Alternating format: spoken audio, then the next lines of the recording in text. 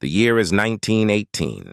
The Great War ends. But for Germany, the peace is more devastating than the war itself. The Treaty of Versailles, signed in the Hall of Mirrors, the same room where Germany was once proclaimed an empire. Now the empire is gone. Article 231, the War Guilt Clause. Germany alone must accept responsibility for all the loss and damage of the war. The price? 132 billion gold marks. A sum so vast it can never be paid. The German army is reduced to 100,000 men. No tanks, no aircraft, no submarines. The Rhineland is occupied. The Saarland is given to France. The Polish corridor splits Germany in two. In Berlin, in Munich, in Hamburg, men who fought and bled for 4 years now stand in bread lines. Inflation devours the nation. In 1923, a loaf of bread costs 460 billion marks. Children's money becomes worthless paper. The German people feel betrayed by their leaders who signed the armistice, betrayed by the world that promised peace but delivered punishment. This is the soil from which a dark flower will grow. This is the humiliation that will echo for 20 years. January 30th, 1933. Adolf Hitler becomes Chancellor of Germany. To millions of Germans, he is not a dictator. He is a savior. Within months, unemployment vanishes. The Autobahn is built. The factories roar back to life. The Olympic Games of 1936 show the world a new, proud, unified Germany. Colorized footage shows smiling crowds, children waving flags, soldiers marching with precision. The German people are working again. They are eating again. They have dignity again. But there is a price. Political opponents vanish. Books burn. The Nuremberg laws strip Jews of citizenship. Many Germans look away. Others believe the propaganda. The state radio says the Jews are responsible for Versailles. The newspapers say they are hoarding wealth while Germans starve. Hitler tears up the Treaty of Versailles piece by piece. The Rhineland is remilitarized in 1936. Austria is annexed in 1938. The Sudetenland follows. The Western powers do nothing. They call it appeasement. Hitler calls it strength. In August 1939, Germany signs a pact with its greatest enemy, the Soviet Union. The world is stunned, but Hitler has one more goal. Danzig, the German city given to Poland by Versailles. He demands its return.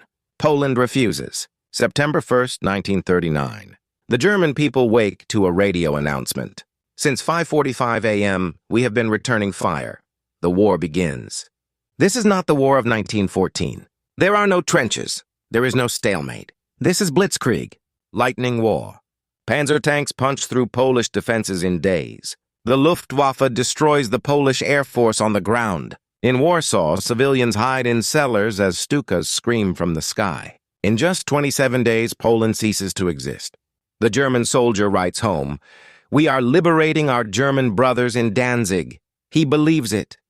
The newsreels show cheering crowds in the former Polish territories. They show German soldiers sharing bread with children. They do not show the executions. They do not show the ghettos. For 6 months, the Western Front is silent. The phony war.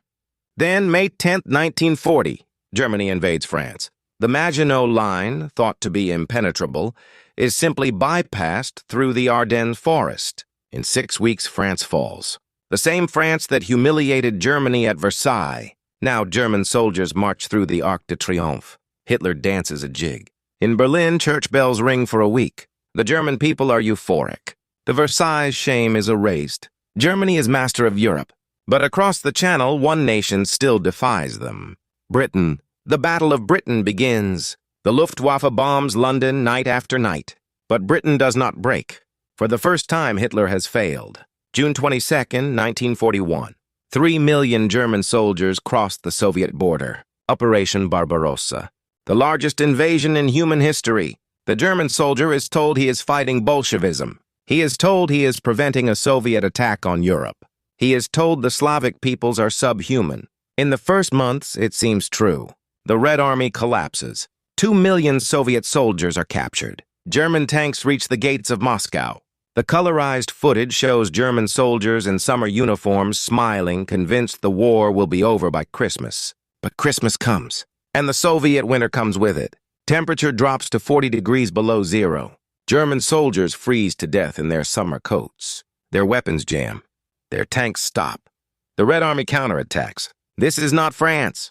This is not Poland. This is a war of annihilation. On the Eastern Front, the rules of war no longer apply. Villages burn.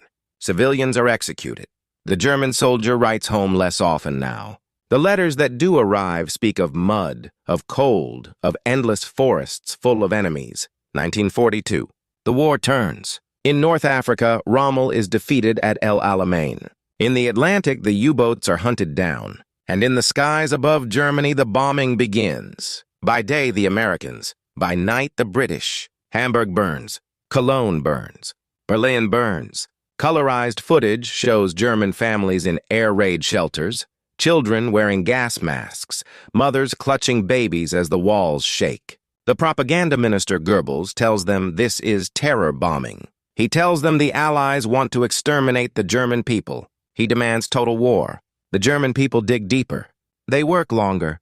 They believe they are fighting for their survival. February 1943, Stalingrad. The German Sixth Army, once the pride of the Wehrmacht, is encircled. 300,000 men. For months they fight, starving, freezing, without ammunition. Hitler orders them to fight to the last man. On February 2nd, they surrender. 91,000 Germans march into Soviet captivity. Only 6,000 will ever see Germany again. In Berlin, the radio plays somber music for 3 days. Goebbels declares national mourning. For the first time, the German people realize they might lose this war. June 6, 1944. D-Day. The Allies land in Normandy. The Atlantic Wall crumbles. At the same time, the Soviets launch Operation Bagration. The German Army Group Center is annihilated. In 2 months, Germany loses 500,000 men. The colorized footage shows young German conscripts, some just 16 years old, throwing themselves against American tanks. They are no longer the professional soldiers of 1940. They are boys. In July, a group of German officers tries to kill Hitler. The bomb explodes, but Hitler survives. The conspirators are hanged with piano wire. Their executions are filmed.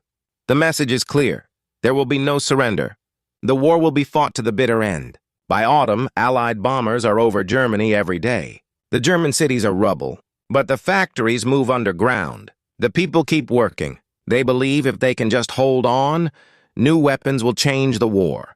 The V-1 flying bomb, the V-2 rocket, the Messerschmitt jet fighter. But it is too late. January 1945. The Soviets reach German soil. In East Prussia, the Red Army takes revenge for what the Germans did in Russia. 2 million German civilians flee west in the dead of winter. The roads are choked with refugees. The colorized footage shows women pulling carts through snow, children frozen by the roadside. The German soldier now fights for one reason only, to protect his family from the Soviets. April 1945. The Battle of Berlin. The city is surrounded. In his bunker 50 feet underground, Adolf Hitler marries Eva Braun. He dictates his last will. He blames the Jews for the war. He blames the German people for being too weak. On April 30th, he shoots himself. Eva Braun takes poison.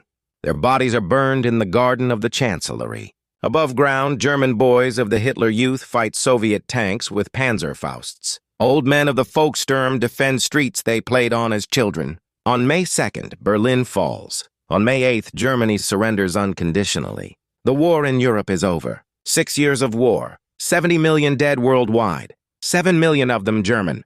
The nation that sought to dominate Europe is now occupied, divided, and in ruins. In the years that follow, the German people will ask themselves, how did we get here? How did we follow this man into the abyss? The Nuremberg trials will call it a crime against humanity. The world will call it the Holocaust. In modern Germany, school children visit the concentration camps. They are taught never again. The ruins of Berlin become a memorial. The divided city becomes a symbol of the Cold War. And from the ashes, a new Germany rises. A democratic Germany. A Germany that confronts its past. The German perspective of World War II is not an excuse. It is a warning. It shows how a proud, cultured nation, feeling humiliated and desperate, can choose a path that leads to destruction. It shows how ordinary people, your grandfathers and grandmothers, can believe they are doing right, even as they participate in great evil. This is the lesson of the German perspective, that it could happen again, to any nation, to any people, if they forget,